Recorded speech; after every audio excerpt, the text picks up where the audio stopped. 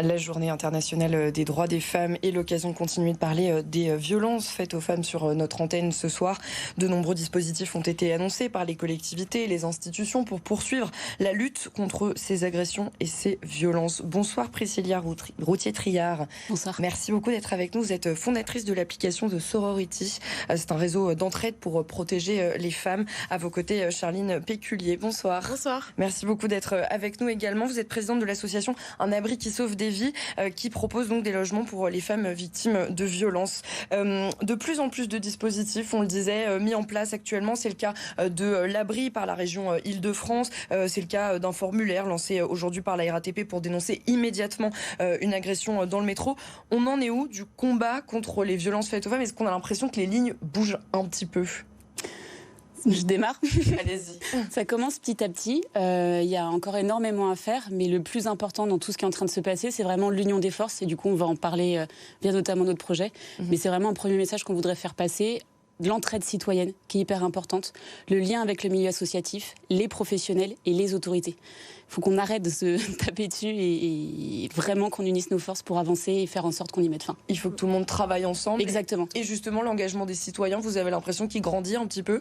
Oui. Nous, ça nous redonne vraiment espoir de voir que, parce qu'on dit souvent que les gens ne s'engagent pas assez.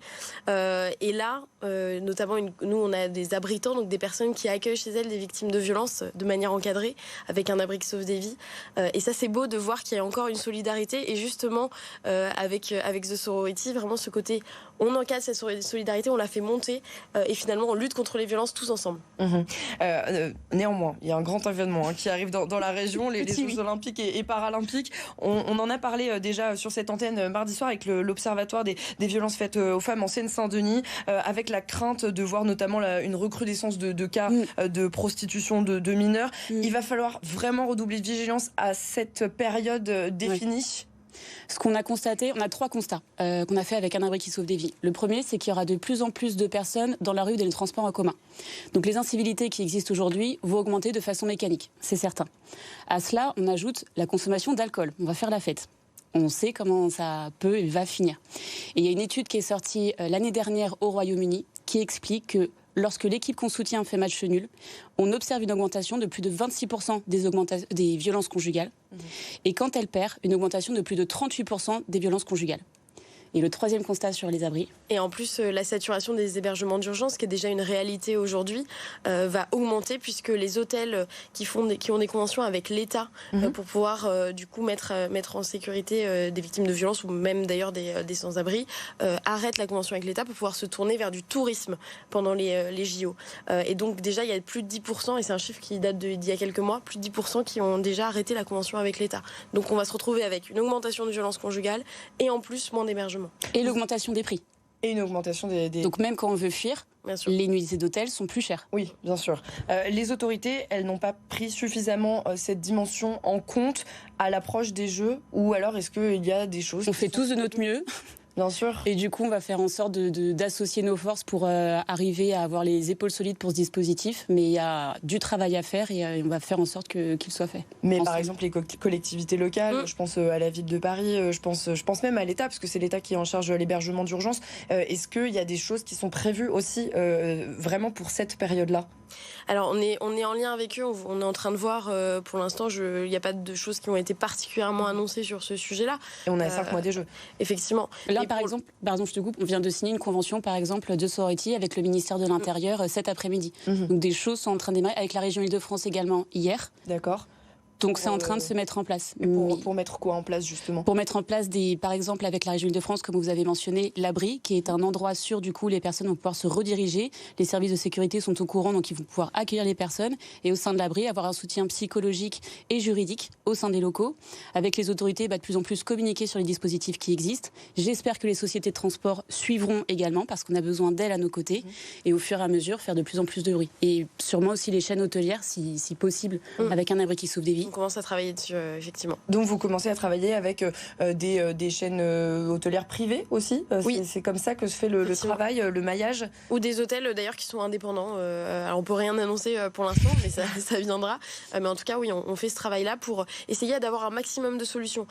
Et au-delà, c'est aussi de pouvoir dire aux personnes victimes, vous avez le choix aussi à un moment donné de où on va se mettre en sécurité. Ça, c'est important. Vous lancez donc le mouvement Protégeons avec JO dedans. Avec JO dedans, donc entre The Sorority et Un abri qui sauve des vies. C'est quoi l'objectif vraiment de ce mouvement ? C'est de protéger les femmes pendant les Jeux Olympiques. Et donc pour ça, on a besoin de faire une grande campagne de communication. Donc on tourne un film à la fin du mois qui sera diffusé dans les médias et peut-être dans les cinémas, on y travaille, pour faire en sorte de mobiliser la population. Et mobiliser la population, c'est du coup avoir plus de solutions. Donc plus de personnes sur la communauté The Sorority, plus d'abritants du côté d'un abri qui sauve des vies. Oui, parce que s'il y a moins d'hôtels, par exemple pour recueillir les femmes victimes de violences, vous voulez peut-être pouvoir vous appuyer sur d'autant plus de citoyens. Faire de l'entraide citoyenne une solution et vraiment sortir, on aime bien ce terme, l'héritage des JO, faire en sorte qu'on en sorte en mode équipe et vraiment que cette entraide perdure dans le temps, que ce ne soit pas juste pendant les JO. Il y aura aussi de nombreuses femmes venues de l'étranger aussi pendant cette période-là. Est-ce que vous comptez aussi vous adresser à elles ? Oui. Par quels moyens ? Par exemple, en janvier de cette année, The Sorority était présente au CES 2024. Donc l'idée, c'était de faire beaucoup de bruit à l'étranger pour toutes les personnes, donc les femmes et personnes issues des minorités qui sont dans leur pays, qui sont en voyage, qui sont expatriées, vraiment toutes les personnes. Et pendant les JO, s'assurer que ces personnes nous connaissent déjà et puissent bénéficier du dispositif quand elles arrivent en Ile-de-France et dans la France entière. Et voilà. Et donc si vous voulez aider, vous aussi qui nous regardez, sachez que donc le site internet est disponible à l'adresse suivante. Vous la voyez, c'est Protégeons, donc avec un J comme JO, protejons.com. Vous pouvez donc accéder aussi directement sur ce site internet, au site de The Sorority et au site de l'abri qui sauve des vies. Merci beaucoup à vous deux d'avoir été parmi nous. Donc en ce 8 mars, vous alertez donc à quelques mois des Jeux Olympiques. On l'a bien entendu. On va tout de suite regarder la météo.